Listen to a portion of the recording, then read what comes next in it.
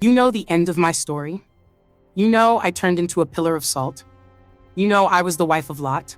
But you don't know why I looked back. God gave me only one rule to save my life. And in the end, my love was stronger than my fear. You think you know silence? You do not know silence until your own heart has stopped beating, until the blood in your veins has calcified into something hard and cold, until your very vocal cords have turned to crystal. I have stood in this silence for thousands of years. I have watched empires rise and fall, watched the desert sands swallow cities whole, and watched travelers come to gaze at my frozen form. They point. They whisper. They tell their children, do not be like her. She is the woman who looked back. They use me as a lesson in obedience. They reduce my entire existence, my joys, my fears, my motherhood, down to a single second of hesitation. But before I was a pillar of salt standing lonely by the Dead Sea, I was a woman of flesh and blood. I had a name, though history has forgotten it. I had a voice, and I had a home. To understand why I look back, you must understand what I was leaving behind. You picture Sodom as a hellhole, a dark pit of suffering where demons walk the streets openly. That is the story you tell to make the destruction easier to accept. But that is not the truth. The truth is far more dangerous. Sodom was beautiful. It was the jewel of the Jordan Valley, a city that shimmered like a mirage in the heat. When my husband Lot first separated from his uncle Abraham, he looked at this land and saw the garden of the Lord. It was lush, green, well-watered. It was paradise. And the city was a masterpiece of human ambition. I remember the first time we walked through the great gates. The walls reached up to scrape the sky, built from stone so polished it reflected the sun like gold. The air did not smell of sulfur then. It smelled of roasted lamb, of cedar wood imported from the north, of frankincense and rare spices brought by caravans from the deep east.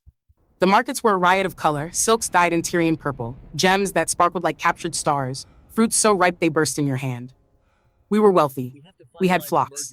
We had herds. We had tents, but in Sodom, we found something else. We found civilization. We found comfort. We bought a house near the city square. It was not a tent that flapped in the wind and let in the dust. It was solid. Thick stone walls that kept out the desert heat.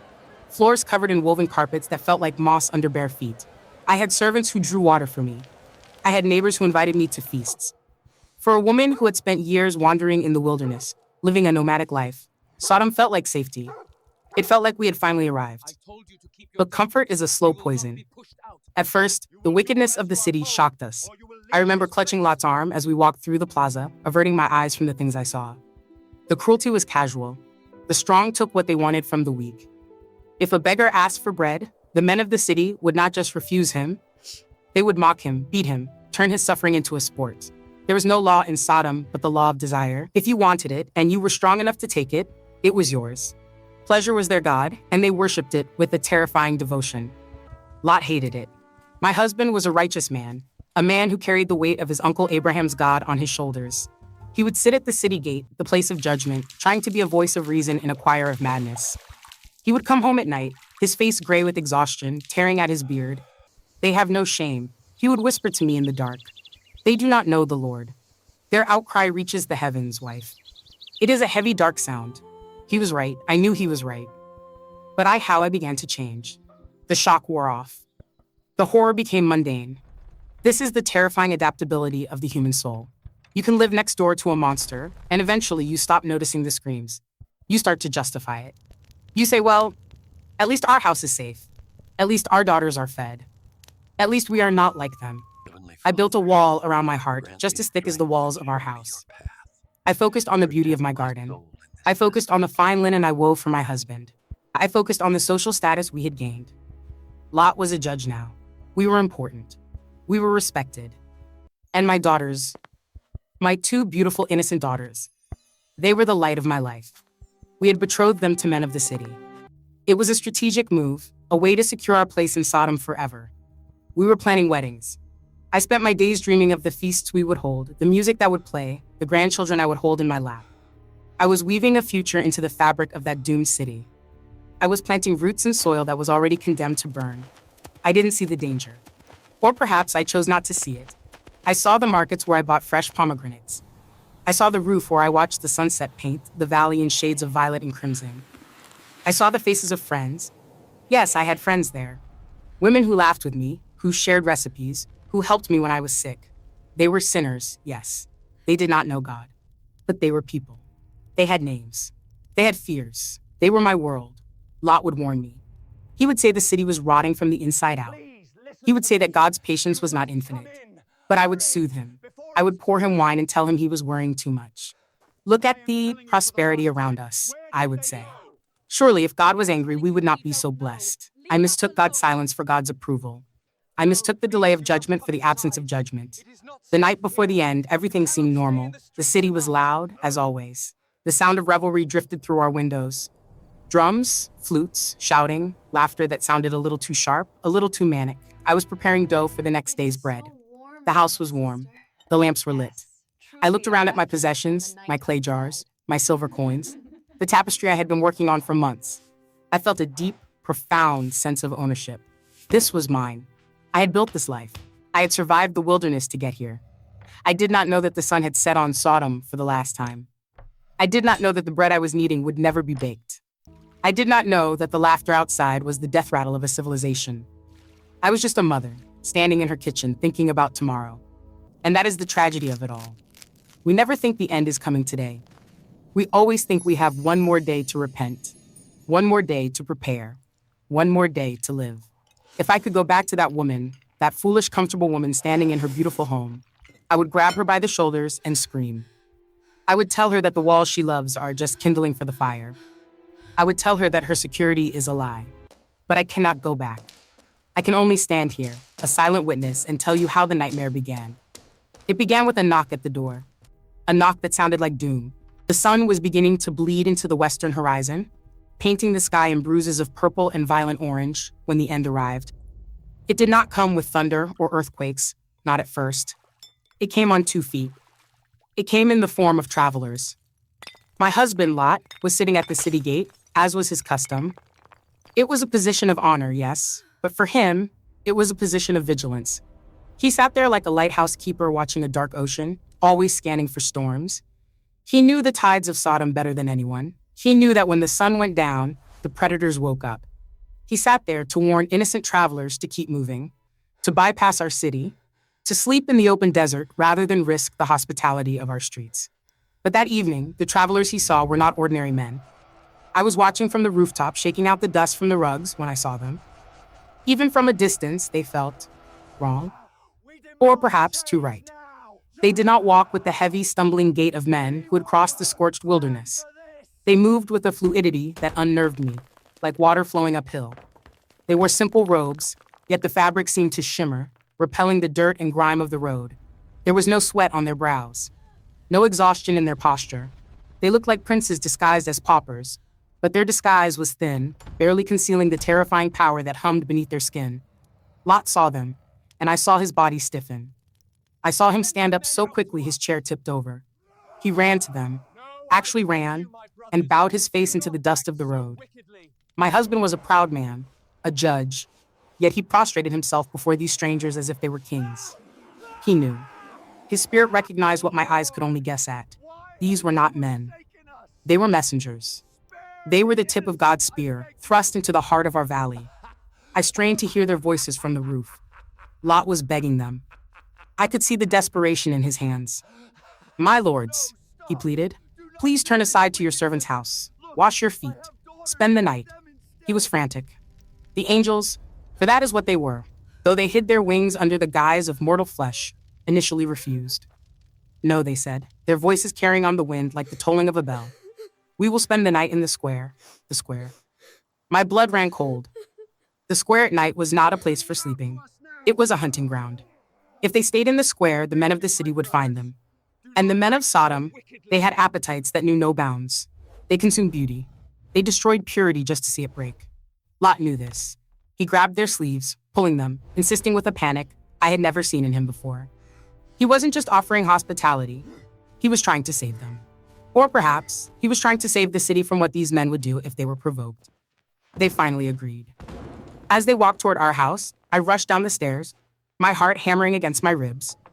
I barked orders at the servants to prepare water, to light the lamps, to prepare a feast. But my hands were shaking so badly, I dropped a clay pitcher, shattering it against the stone floor. The sound was like a gunshot in the quiet house. It felt like an omen.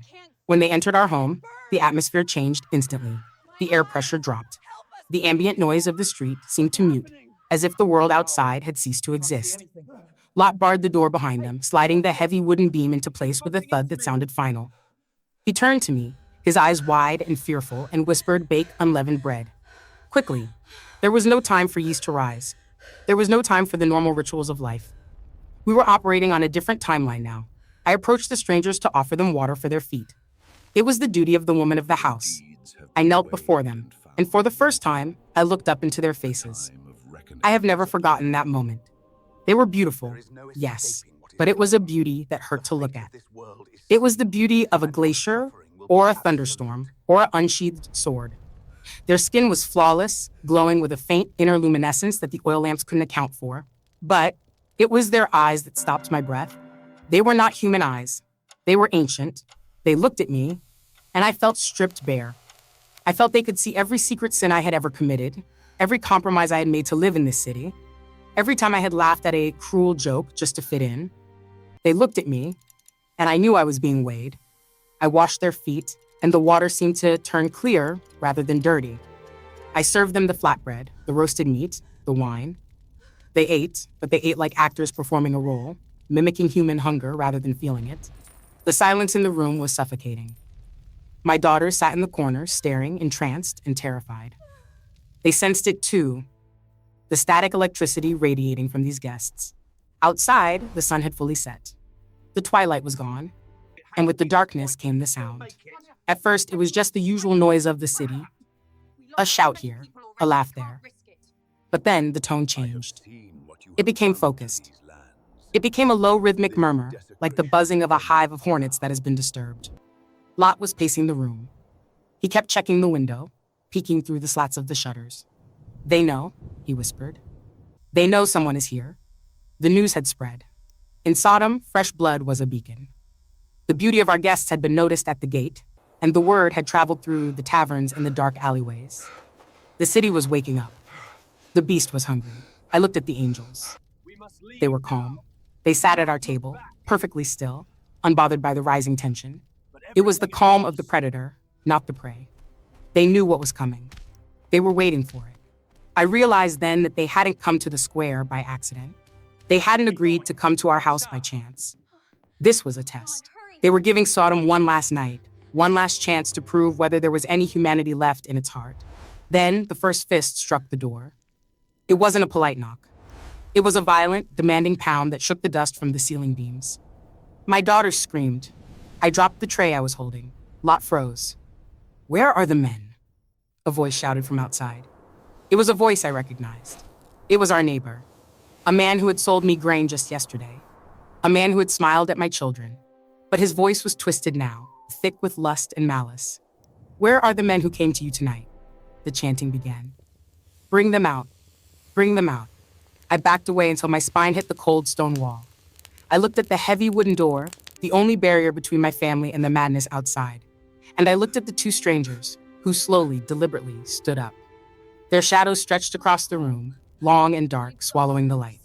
The test had begun, and I knew, with a sinking dread in the pit of my stomach, that we were all going to fail. The sanctuary of my home had been breached. The city of sin was knocking, and it would not take no for an answer. The sound of human rage is different from any other sound on earth. It is not like the roar of a lion or the crash of thunder. It is distinct because it carries intent. It carries a conscious choice to destroy. And that night, the sound of rage surrounded our home like a rising floodwater, choking off every exit, pressing against the stone walls until I thought they would crack under the pressure. It started as a murmur, a low vibration that I could feel in the soles of my feet. Then it grew into a chant. Then, a roar. I peered through the cracks in the wooden shutters, and what I saw stopped my heart. It wasn't just a gang of thugs. It wasn't just the criminals from the dark alleys. It was everyone. The Bible says the men of the city, both young and old. Do you understand what that means? It means the baker who smiled at me that morning was there, holding a club. It means the boys who played in the street with my future grandchildren were there, their faces twisted into masks of feral anticipation. It means the wealthy merchants in their fine silk stood shoulder to shoulder with the beggars in their rags. The lust for violence had erased all class, all age, all distinction. They were united by a singular demonic hunger. Bring them out. The scream tore through the wood of the door. Bring out the men who came to you tonight so that we can have our way with them. I backed away into the center of the room, pulling my two daughters with me. We huddled together, a knot of trembling limbs and silent tears. My daughters buried their faces in my robes, their fingernails digging into my skin, silent screams trapped in their throats. The air in the room became hot, stifling. The smell of unwashed bodies and burning pitch from their torches began to seep through the gaps in the door frame, filling our sanctuary with the stench of the mob. Lot stood by the door. His face was pale, drained of blood, looking like a wax mask in the flickering lamplight. He looked at the angels, who remained seated, calm, almost bored by the chaos outside. Then he looked at us. There was a look in his eyes I had never seen before, a frantic, broken calculation. He was weighing duties. The duty of a father versus the duty of a host. In our culture, hospitality was sacred. To protect a guest was the highest law. But surely, blood was thicker? Then, he did the unthinkable. My husband, the righteous judge, the man I had followed across deserts, reached for the heavy iron latch. He was going out. He slid the beam back. The door creaked open just enough for him to slip through, and he closed it behind him, placing his own body between the mob and the angels. I strained to listen, my ear pressed against the cold wood. I heard the roar of the crowd dip for a second, surprised to see him. I heard Lot's voice, shaking but loud, trying to reason with a hurricane. I beg you, my brothers, do not do this wicked thing. Brothers, he called them brothers. He was trying to appeal to their humanity, but they had none left. They laughed at him. They spat at him. And then I heard the words that shattered my soul, words that I have carried with me for eternity, heavier than the pillar of salt I became. Look, Lot said, his voice cracking with desperation. I have two daughters who have never slept with a man. Let me bring them out to you and you can do what you like with them. But don't do anything to these men, for they have come under the protection of my roof. The world stopped. The room spun.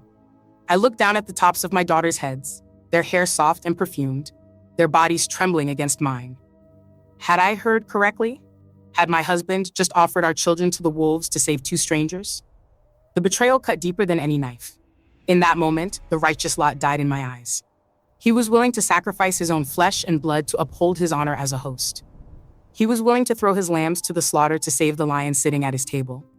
I wanted to scream. I wanted to tear the door open and drag him back inside and claw his face. I wanted to curse him. But fear paralyzed me. I was frozen, long before the salt ever touched me. I was frozen by the horror of a love that had limits. The mob, however, was not interested in substitution. They didn't want the daughters. They wanted the power. They wanted to violate the divine. They screamed back at Lot, "Get out of our way. This fellow came here as a foreigner, and now he wants to play the judge. We'll treat you worse than them." The negotiation was over. The violence began. I heard the thud of flesh striking flesh. They were beating him. They were pressing forward, hundreds of pounds of pressure against the door. The wood groaned. The hinges shrieked. I saw the door bulge inward. They were going to break it down. They were going to kill Lot, storm the house, and take everything, the strangers, the daughters, me. I fell to my knees, closing my eyes, waiting for the end. I waited for the wood to splinter, for the rush of sweaty bodies, for the pain. But it didn't happen. Instead, there was a sound like a rushing wind inside the room. The two strangers moved. They moved faster than thought. In one breath, they were at the table. In the next, they were at the door. They didn't open it. They reached through the opening, grabbed Lot by his collar, and yanked him back inside with supernatural strength. The door slammed shut, and the heavy bolt slid back into place as if moved by a ghost. Then, the light happened. It wasn't a flash. It was a wave. The angels didn't strike the mob with swords. They struck them with darkness. But not the darkness of night, the darkness of the void. Outside, the roar of anger turned into screams of confusion. My eyes. I can't see. Where is the door? It was a curse of blindness, but it was more than just losing sight. It was a confusion of the mind. I could hear them stumbling, crashing into each other, feeling along the wall. They were groping for the door handle, clawing at the stone, but they couldn't find it. The door was right in front of them, but they had been severed from reality. They were lost in a maze of their own wickedness, mere inches from their target, yet eternally separated from it. Inside, the silence returned. Heavy, suffocating. Lot lay on the floor, bruised, his robes torn, gasping for breath.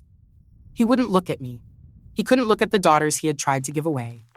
The angels towered over us. their disguise failing, their true nature leaking through their skin like radiant heat. The tall one spoke. His voice was no longer the voice of a traveler. It was the voice of judgment. It vibrated in my teeth. Do you have anyone else here? Sons-in-law, sons or daughters? Get them out of here, because we are going to destroy this place. The outcry to the Lord against its people is so great that he has sent us to destroy it. Destroy it. The word hung in the air. Not punish. Not warn. Destroy. Total erasure. I looked at my walls. I looked at my loom. I looked at the life I had built. It was all going to burn. The horror of the mob was gone, replaced by a much colder, deeper terror. The protection of God had arrived, but it was not a shield. It was a sword. And we were standing on the edge of the blade. The night of sin was over. The morning of judgment was coming. And I knew, deep in my bones, that we would not all survive the sunrise. The words hung in the stale air of the room, vibrating against the stone walls like a struck gong. The command was not a suggestion. It was a sentence. It was a verdict. The tall stranger, the one whose eyes burned with that terrible, cold blue fire, looked at Lot, and then he looked at me. His voice was no longer the voice of a man. It sounded like tectonic plates shifting deep beneath the earth. The outcry against this place is so great before the Lord that he has sent us to destroy it. Destroy it. The concept refused to seat itself in my mind. How do you destroy a city of stone? How do you erase a civilization? My mind raced to the practicalities, the small, stupid things that the human brain clings to in moments of absolute terror. I thought of the dough rising in the kitchen. I thought of the tapestry I had been weaving for 3 years, only inches from completion. I thought of the garden I had planted, the fig tree that was just beginning to bear fruit. Destroy is a word for war, for armies, for sieges. But they spoke of it as if they were going to wipe a smudge of dirt from a table. Total. Instant. Absolute. Do you have anyone else? The angel demanded, his patience thinning like ice in the desert sun.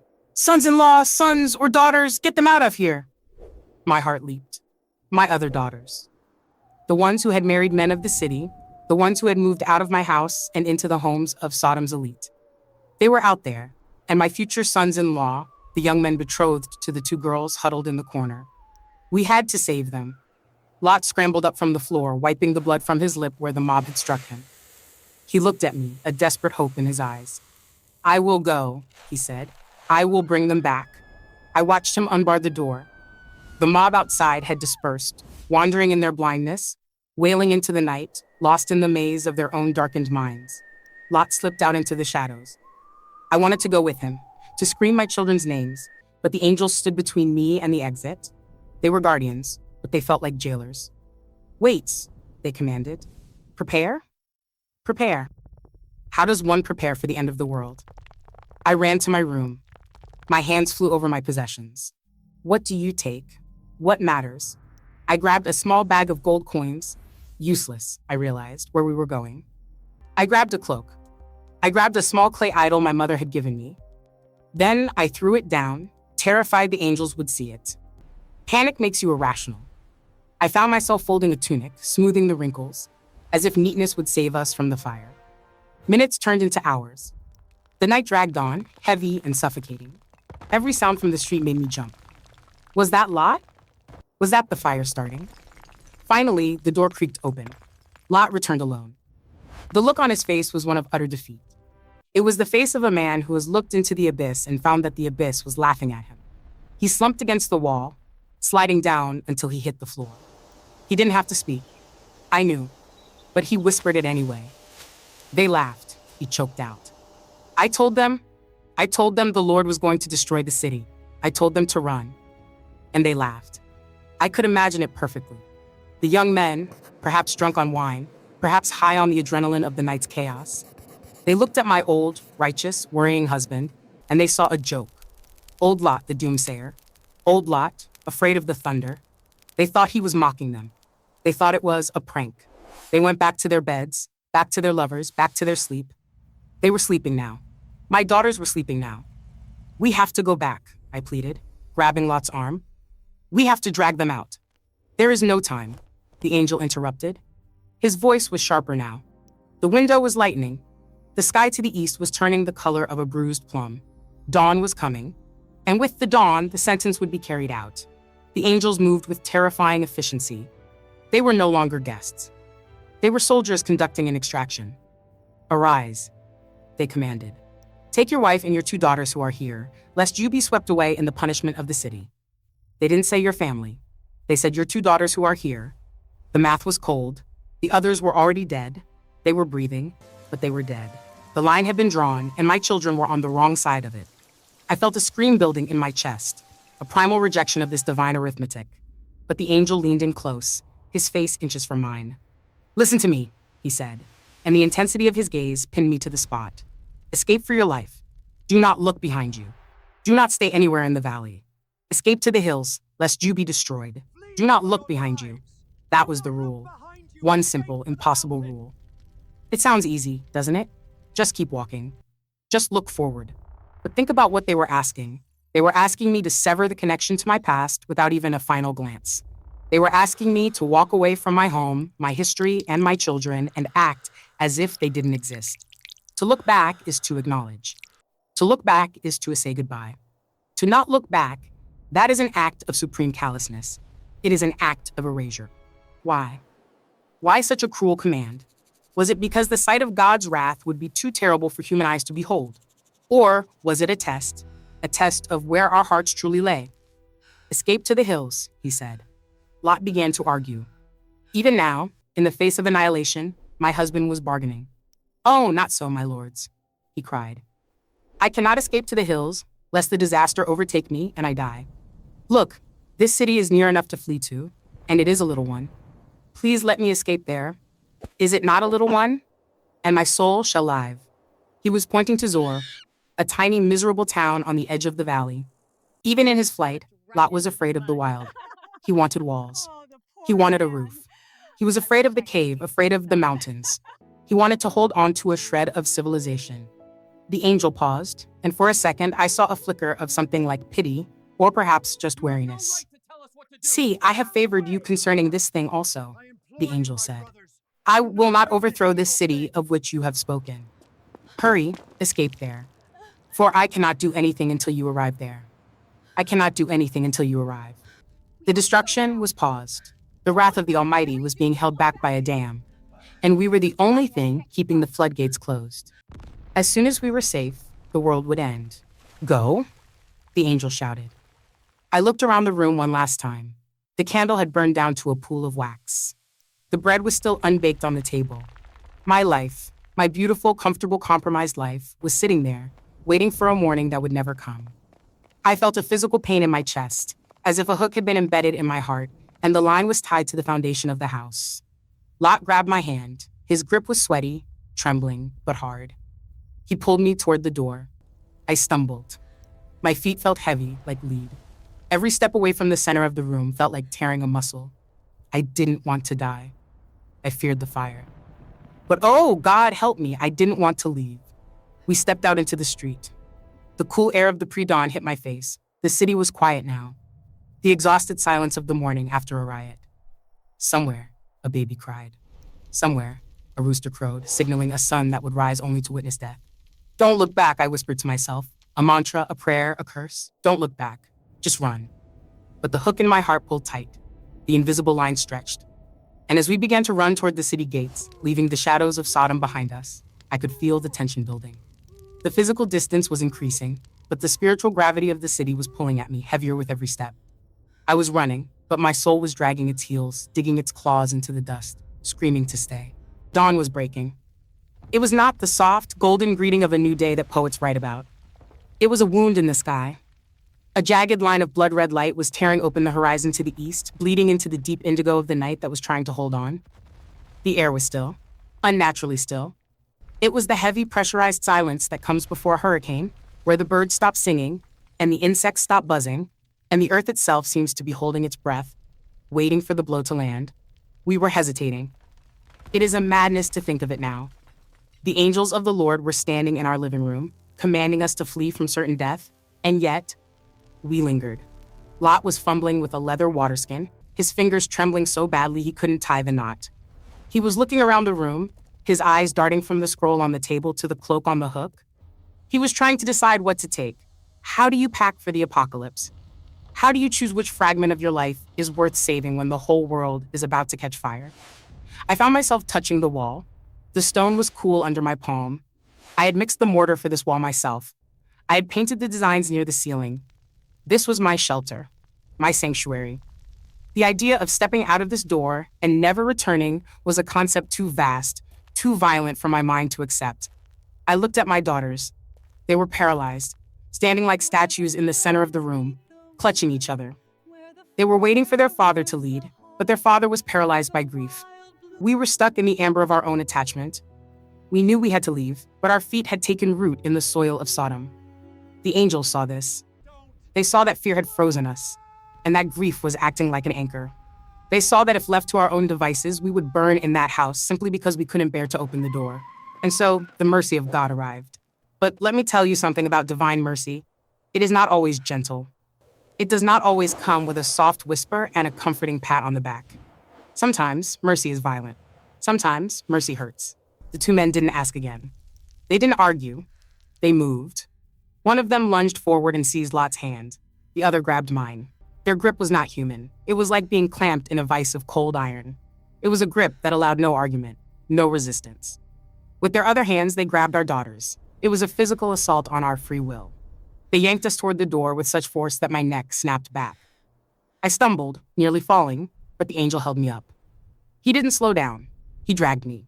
Move, he commanded, not with anger, but with the terrifying efficiency of a soldier clearing a battlefield. We were literally dragged out of our home. I didn't get to take the water skin. I didn't get to take the cloak.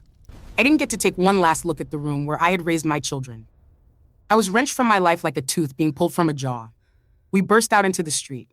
The cool morning air hit my face, shocking me awake. The angel's hand was still crushing mine, pulling me forward at a pace I could barely match. My sandals slapped against the cobblestones, slap, slap, slap. A frantic rhythm echoing in the empty street. The city was asleep. It was so peaceful. That was the horror of it. I saw a cat stretching on a low wall. I saw the embers of a fire dying out in a courtyard. I passed the house of the baker. I passed the house of the silversmith. I knew these people. They were sleeping in their beds, dreaming of the day ahead, dreaming of profits and lovers and meals. They had no idea that the executioner was already walking their streets, escorting the only survivors out of the kill zone. I wanted to scream. I wanted to shout. Wake up. Run. It's coming. But the breath was jammed in my throat, and the angel's pace was relentless.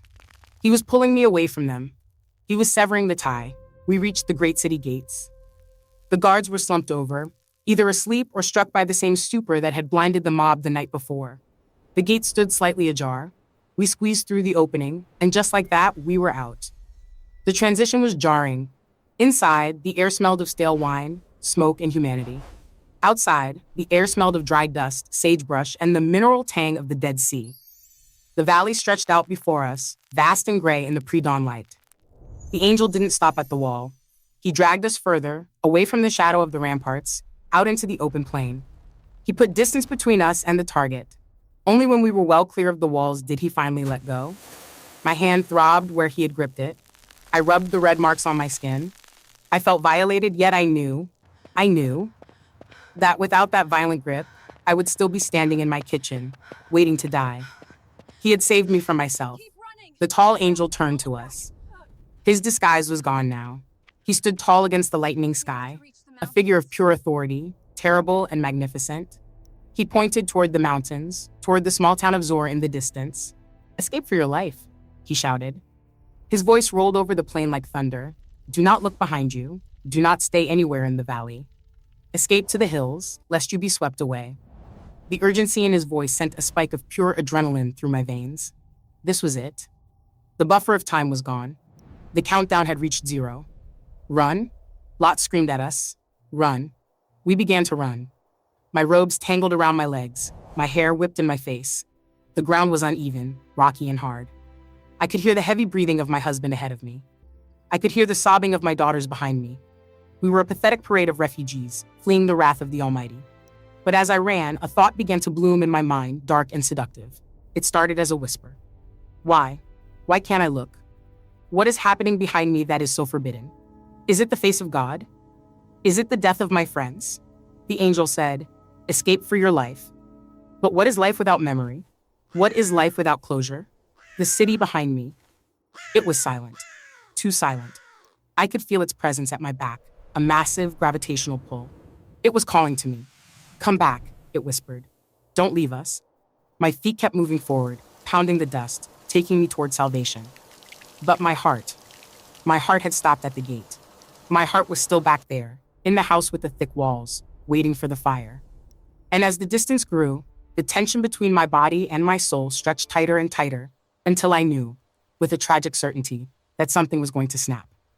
The command was do not look back, but the command did not understand the nature of love. Or perhaps it did. Perhaps that is why it was the hardest command of all. We ran. We ran until our lungs burned like the coals that were about to fall from the heavens. We ran until the muscles in my legs screamed in protest, turning to jelly, threatening to collapse with every step. But fear is a potent fuel. It overrides pain. It overrides exhaustion. It turns the human body into a machine built for one purpose: survival. The sun had fully risen now. It was a cruel, bright morning.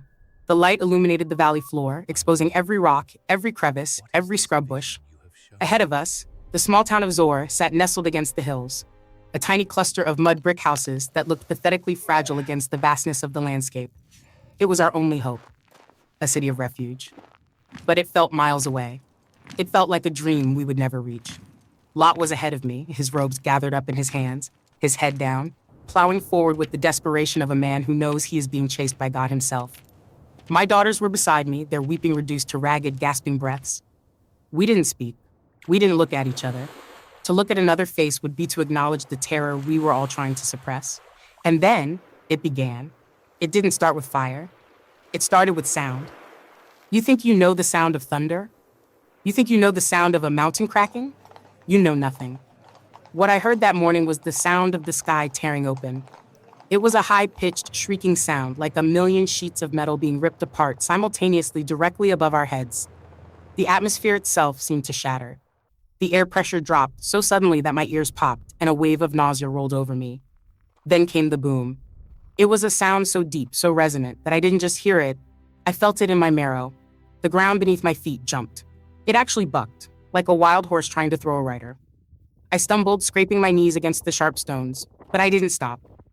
I scrambled up on all fours, clawing at the dust, driven by animal instinct. The sky behind us had turned into a weapon. I could feel the heat before I saw the light. It wasn't the heat of the sun. It was the heat of a furnace door being flung open directly against my back. It was a dry, searing heat that singed the fine hairs on my neck and made my skin feel tight, as if it were shrinking. The air suddenly smelled of sulfur, brimstone. It is a smell I can never forget. It smells like rot. It smells like the earth's insides have been vomited out. It smells like hell. Rain began to fall. But it was not water. It was fire. I could hear the hiss of it as it struck the ground behind us. Hiss, hiss, hiss. Molten rock, burning sulfur, liquid fire raining down from the stratosphere. I saw the shadows in front of me lengthen and distort as the light source shifted. The sun was no longer the brightest thing in the sky. Behind me, a new sun had been born. A sun of destruction, casting a terrifying, flickering orange glow over the valley floor. And then the screams began. This is the part that haunts me in the silence of my stone existence. The sound of the city dying. It wasn't a collective roar. It was individual. I could hear the distinct pitch of men shouting in confusion. I could hear the high-pitched wails of women. I could hear the shrieking of animals, the donkeys, the camels, the dogs, all adding their voices to the choir of agony. They were screaming for water. They were screaming for their gods. They were screaming for mercy. I knew those voices. My mind, treacherous and sharp, began to assign names to the screams. Was that the merchant's wife? Was that the boy who sold figs? Was that... Oh, God. Was that my daughter? The one I left behind? The one who thought we were joking? The sound of their death was a physical force. It battered against my back, pushing me forward, yet simultaneously pulling me back. How do you keep running when your world is screaming for help? How do you keep your eyes fixed on the horizon when the people you broke bread with are burning alive mere miles behind you? The ground shook again, more violently this time. The cities of the plain, Sodom, Gomorrah, Admah, Zeboim. They were built on a fault line of tar pits and bitumen. The fire from heaven had ignited the earth itself. The very ground they stood on was exploding. The valley was turning into a cauldron. I could feel the shockwaves rippling through the soil, vibrating up through my sandals. The earth was rejecting the city. Nature was conspiring with the divine to erase the infection. Keep moving! Lot screamed, his voice thin and reedy against the roaring backdrop of the apocalypse. He didn't look back. He was a man of iron will, or perhaps a man of cold terror. He focused on the mountain. He focused on the rule. But I was not made of iron. I was made of flesh. I felt every scream like a lash against my skin. The tears on my face evaporated instantly in the heat. My throat was parched, coated in the dust of destruction. The shadow of the smoke began to overtake us. A massive, billowing cloud of black smoke, darker than night, raced across the sky above us, blotting out the sun. Ash began to fall. Gray, flaky snow. It landed on my hands. It landed on my hair. It was the ash of timber, of stone, of fabric, and of bodies. I was being covered in the dust of my own life. I ran, but I was no longer running toward safety. I was running away from reality. But reality is fast. Reality catches up. The sheer magnitude of the destruction was too great to comprehend without seeing it. My mind couldn't process the sounds. It needed the visual. It needed to verify that this was real, that I wasn't trapped in a nightmare. The human brain craves context. It craves witness. The heat grew more intense. My robe felt like it was smoking. The back of my neck blistered. We were on the edge of the blast radius. If we stopped, we died. If we slowed down, we died. But the noise was a siren song of horror. It demanded to be seen. It demanded to be acknowledged. Just a little further, I told myself. Just reach the hills. But the doubt was already there, planted deep in my chest. The doubt that whispered, "You are leaving them alone. You are abandoning them to the dark. Does no one care? Does no one watch?" I was the only one who cared. Lot had God. My daughters had fear. But I had love. Twisted, painful, tragic love for a doomed place. And as the crescendo of the destruction reached its peak, as the sound of the explosion shattered the last remnants of the morning calm, I knew I was losing the battle against my own nature. The physics of the explosion pushed me forward, but the physics of my heart pulled me back. I was tearing in two, and I knew, with a terrifying clarity, that I would not reach Zor intact. As I ran, my mind began to fracture. The physical world was chaos. Fire raining from the sky, the ground heaving like a dying animal, the air thick with ash, and the stench of sulfur. But inside my head, a different kind of storm was raging. It was a storm of memory. A storm of doubt. The angel had said, "Escape for your life? But what is life? Is it merely the drawing of breath? Is it just the beating of a heart and the firing of synapses? If that is all life is, then yes, running made sense. Survival was the only logical choice. But I knew, even as my feet pounded the dusty road to Zor, that life was more than biology. Life is a web of connections. It is the people you love, the places you know, the memories you hold. And with every step I took away from Sodom, that web was being torn apart, strand by strand. I thought of my garden. It seems like such a trivial thing to think about when the sky is falling, but the mind clings to the specific to avoid the overwhelming horror of the general. I thought of the fig tree I had planted 3 years ago. I had watered it every day. I had pruned it. I had watched the first green buds appear just last week. It was a promise of future sweetness. Now, it was burning. The leaves were curling into ash. The wood was turning to charcoal. My labor, my care, my hope, all of it was being erased. Then the thoughts grew darker. I thought of my neighbors. The woman who lived next door, who had lent me a cup of oil when I ran out. She wasn't a righteous woman. She laughed too loud, drank too much, and worshipped idols of clay. But she had been kind to me. She had a name. She had a face. Was she screaming now? Was she huddled in the corner of her room, clutching her idols, waiting for the roof to collapse? Did she wonder where I was? Did she think I had abandoned her? The guilt hit me harder than the heat. I was surviving. I was the chosen one. I was being saved because my husband was a friend of God. But what had I done to deserve this mercy? Was I better than them? In my heart, I knew I wasn't. I enjoyed the comforts of Sodom just as much as they did. I laughed at their jokes. I wore their fashions. I ate their food. The only difference between me and the woman burning next door was that I had married a man who heard voices. That was it. That was the only line separating the saved from the damned. It felt arbitrary. It felt cruel.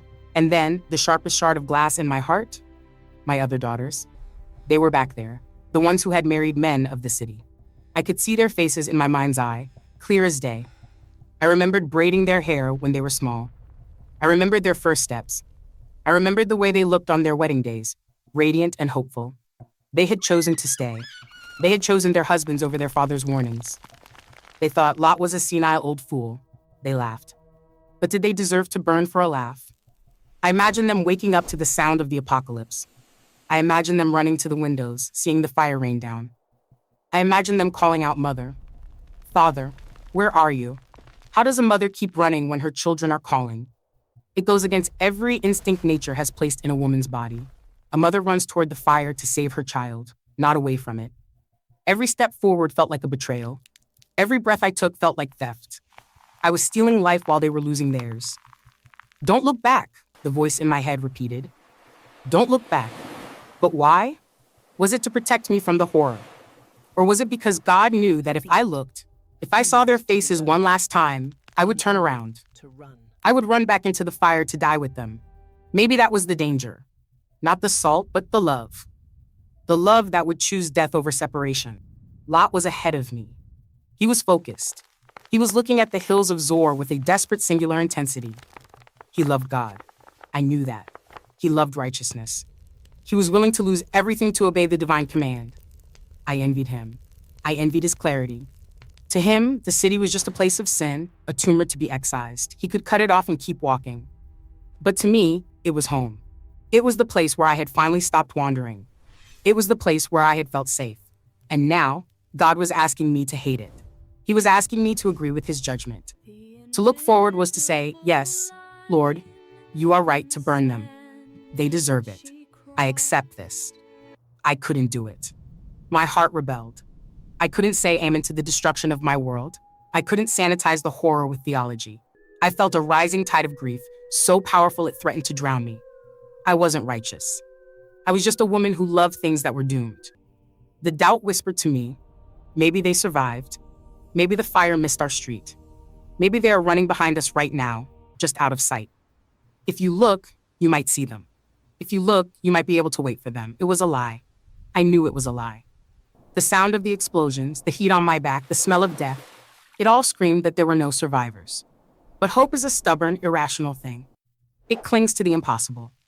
I wanted to believe that there was still a chance. I wanted to believe that mercy was wider than judgment. I slowed my pace. Just a fraction, the muscles in my neck twitched. The battle between obedience and love was reaching its climax. The angel's command was a wall of iron. Do not look. But my grief was a battering ram. I wasn't looking back to rebel against God. I wasn't looking back to long for the sin. I was looking back to say goodbye. I was looking back to witness the end of the people I loved. I was looking back because I couldn't bear the thought of them dying alone, unseen, unmourned. If God wouldn't watch them die with pity, then I would. I would be their witness. The doubt in my heart hardened into resolve. I would look. I had to look, no matter the cost, even if it meant death. Because a life lived running away from the people you love. That isn't life at all. That is just existence. And in that moment, running through the valley of the shadow of death, I chose love over life. It wasn't a rebellion. It wasn't a fist raised against the heavens in defiance. It was a reflex. It was the physical manifestation of a heart that had finally snapped under the tension of leaving. The explosion behind us was so loud, so massive, that the ground didn't just shake, it jumped. It felt as though the tectonic plates beneath the Jordan Valley had suddenly decided to divorce one another. I stumbled, my sandal catching on a sharp rock. The heat was unbearable now, a physical weight pressing against my back, hotter than the noon sun in the deep desert. The air was no longer air.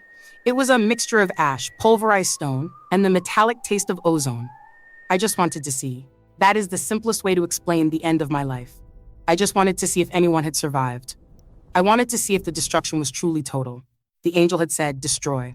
But the human mind struggles with absolutes. Surely, some must have escaped. Surely there were others running behind us, refugees in the smoke. I wanted to see my home one last time. I wanted to say goodbye to the walls that had sheltered me, to the streets I had walked, to the faces I had known. The angel's voice echoed in my mind, a cold, metallic command. Do not look back. But my heart screamed louder, a frantic, desperate plea. Look. Just once. Witness it. I slowed my pace. Just a fraction. Lot was pulling ahead, his eyes fixed on the safety of Zor, his silhouette dark against the pale light of the safe zone. He didn't sense my hesitation. He was running for his life. I was running for my soul. I turned my head. It wasn't a slow turn. It wasn't dramatic.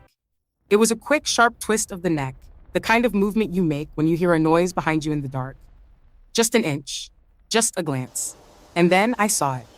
I saw the wrath of the Almighty. It was not merely fire. It was a cascade of destruction that defied physics. The sky had opened up like a wound, and from it poured a rain of burning sulfur, liquid, glowing, terrifyingly bright. It fell in sheets, washing over the city of Sodom like a tidal wave of light. I saw the great walls, those impregnable stones that had stood for generations, crumbling like dry sand. I saw the towers collapsing in slow motion, disappearing into the billowing clouds of black smoke that rose like a serpent devouring the sun. The valley was a cauldron. The ground itself was liquefying.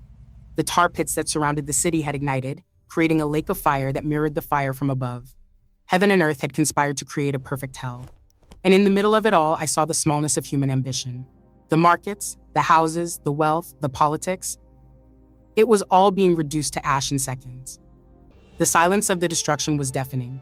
I couldn't hear the screams anymore. The roar of the fire had swallowed them. It was a silent movie of the end of the world. But it was beautiful. God help me. It was beautiful. It was the beauty of absolute power. It was the beauty of a cleansing so thorough, so violent, that it left nothing behind. It was awe-inspiring in the truest sense of the word. It inspired terror and wonder in equal measure. I was witnessing a divine event. I was seeing the finger of God touching the earth, and the earth recoiling in pain. For a split second, I forgot my fear. I forgot my grief. I was mesmerizingly captivated by the spectacle of judgment. I stared into the heart of the furnace, and for that brief moment, I understood why we were told not to look. To look upon the wrath of God is to be consumed by it. You cannot witness that level of destruction and remain unchanged. You cannot see the end of the world and simply turn back around and keep walking to a new life. The sight burns itself into your retinas. It sears your soul. It stops you in your tracks. The physics of disobedience are simple action and reaction. The command was the barrier. The glance was the breach. And as my eyes locked onto the burning city, as I took in the full measure of the horror and the glory, the reaction began. It didn't start with pain. It started with a heaviness, a sudden crushing weight that settled over my limbs. It felt as if the gravity in the valley had increased 1,000-fold. My feet, which had been moving, suddenly felt rooted to the spot. The momentum of my flight was arrested not by an external force, but by an internal solidification. I tried to turn my head back to Lot. I wanted to scream, run faster. I wanted to tell him what I had seen. But my neck wouldn't move. The muscles that had twisted to look back refused to untwist. They were rigid, hard. I tried to blink. My eyelids felt like stones. The image of the burning city was freezing in my vision, etching itself permanently into my eyes. I was no longer watching the fire. I was becoming part of the landscape that the fire illuminated. The air around me seemed to crystallize. The salt from the Dead Sea carried on the superheated wind, the sulfur, the divine energy. It all rushed toward me. I was the lightning rod for the judgment I had witnessed. I had connected myself to the destruction by looking at it, and now the destruction was claiming me. I realized, with a final, terrifying clarity, that I wasn't just stopping. I was ending. The woman who had run from Sodom was gone. The wife of Lot was gone. Something else was taking her place. Something cold. Something eternal. Something silent. I had broken the rule. I had looked into the face of God's anger, and now I would never look away. It happened instantly, yet it felt like an eternity. Time, as I knew it, dissolved.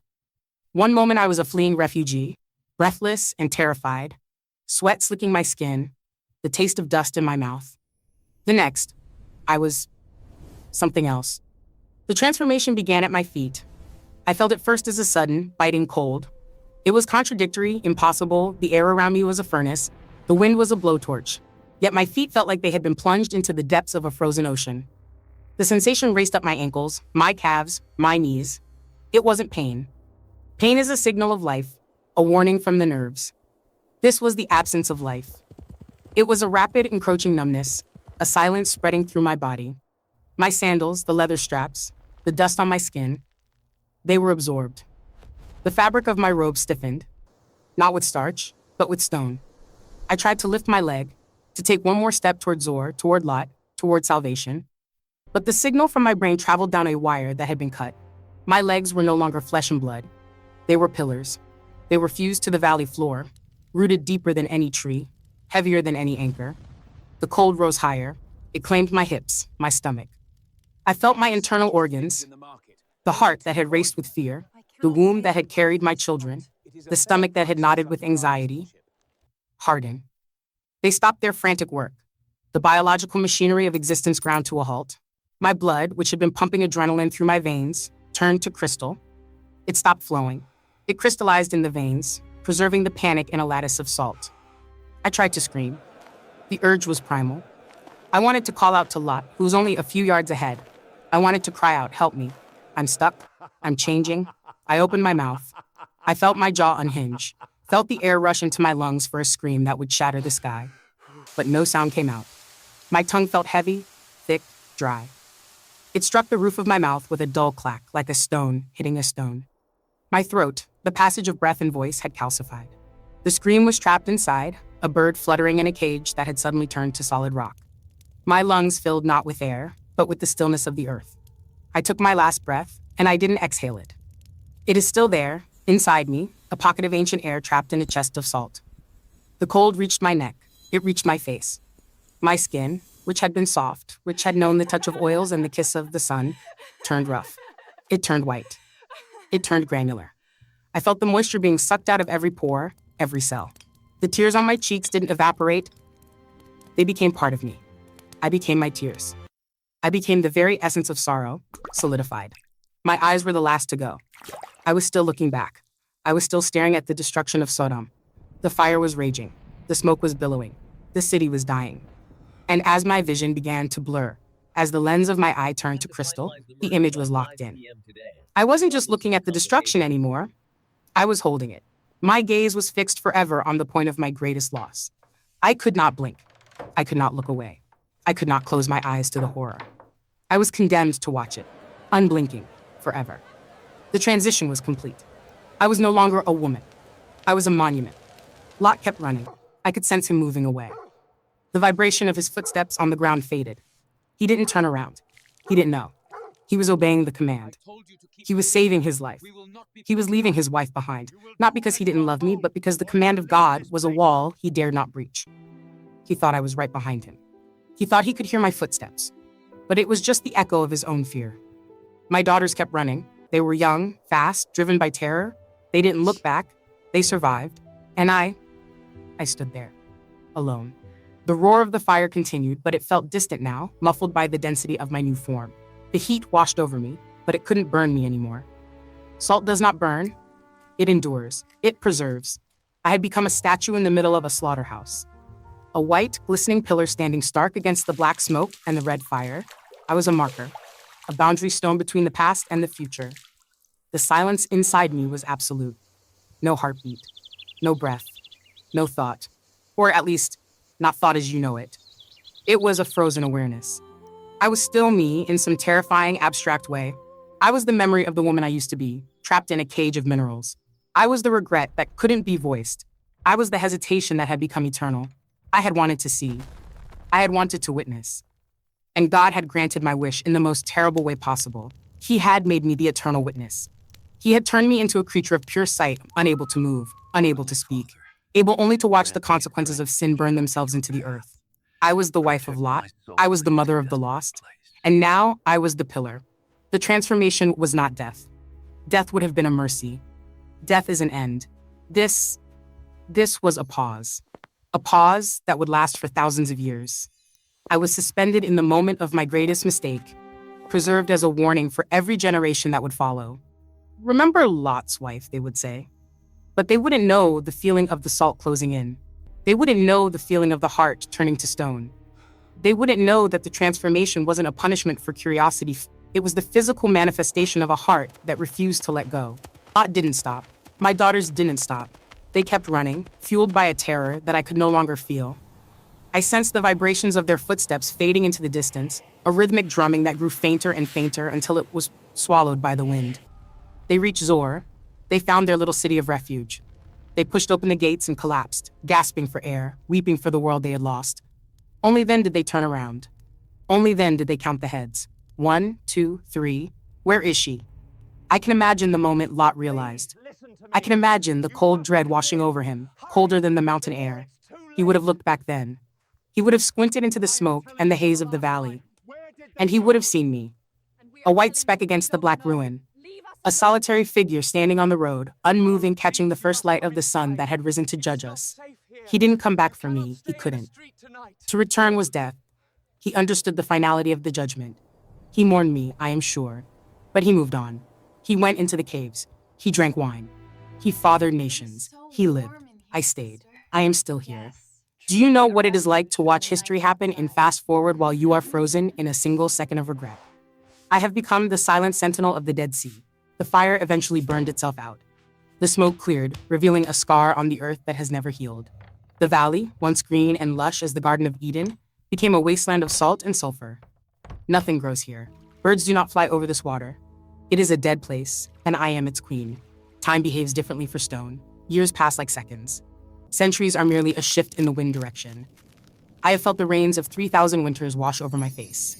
I have felt the stinging sandstorms of 3,000 summers scour my skin. My features have blurred. The sharp lines of my nose, the curve of my cheek, they have been eroded by the elements. I am less human now than I was when the transformation took me. I am becoming part of the geology. I have watched empires rise and fall. I saw the armies of Babylon march past. I saw the legions of Rome with their eagles and their iron sandals. I saw the Byzantines, the Ottomans, the British. They all came. They all looked at the desolate landscape. They all felt the heavy spiritual weight of this place. They didn't know I was watching them. They didn't know that inside this pillar of salt, there is a consciousness that remembers the taste of figs and the sound of a loom. And the pilgrims. Oh, the pilgrims. They are the hardest to bear. They come in buses now. They come with cameras and guidebooks. They stand at the base of my pedestal and they point. That is Lot's wife, the tour guides say. She disobeyed God. She looked back. She is a warning to us all. I hear them. I hear their judgment. They look at me with a mixture of fear and smug superiority. They tell their children, do what you are told, or you will end up like her. They reduce my entire existence, my love, my motherhood, my tragic hesitation, into a simple morality tale about obedience. They think I was wicked. They think I yearned for the sin of Sodom. They don't understand. I am not a monument to sin. I am a monument to grief. I am the physical embodiment of the human inability to let go. Salt is a preservative. That is its nature. It keeps things from rotting. It keeps things from fading. And that is what I am. I am the preservative of the past. I am the one who refused to let the memory of my home and my children rot into oblivion. I held onto it so tightly that I became it. I wonder, sometimes, if this is hell. To be trapped in a statue, unable to move, unable to speak, forced to stare forever at the empty space where my life used to be. But then, as the sun sets over the Moab Mountains and turns the Dead Sea into a sheet of copper, I think perhaps it is not hell. Perhaps it is just a very long penance. A penance for loving the created thing more than the creator. I watch you, too. You, listening to my voice. You think you are different. You think you would have run. You think you would have kept your eyes fixed forward, never wavering, never doubting. But I see your hearts. I see the things you cling to. I see the toxic relationships you cannot leave. I see the past mistakes you replay in your mind every night before you sleep. I see the nostalgia that keeps you trapped in the good old days, while the present burns around you. We are all looking back. We are all trying to save things that are already dead. We are all dragging our corpses with us, refusing to bury them. I am just the only one who got caught. The angel said, escape for your life. He was right. Life is movement. Life is forward. To stop is to die. To look back is to freeze. I stopped. I looked. And so, I am no longer part of the flow of life. I am a punctuation mark at the end of a sentence that God finished writing long ago. But listen to me closely. If you are running from something, if you are escaping a burning city, a bad life, a sin, a sorrow, do not hesitate. Do not wonder what you are leaving behind. Do not try to say goodbye to the flames. The past does not need your witness. It only needs your absence. Run to the hills. Run to the future. And for the love of God, do not look back. Because if you do, you might find that you never leave. You might find that your feet take root, your heart turns to stone, and you become, just like me, a pillar of salt, standing alone in the desert, watching the smoke of what could have been, forever and ever.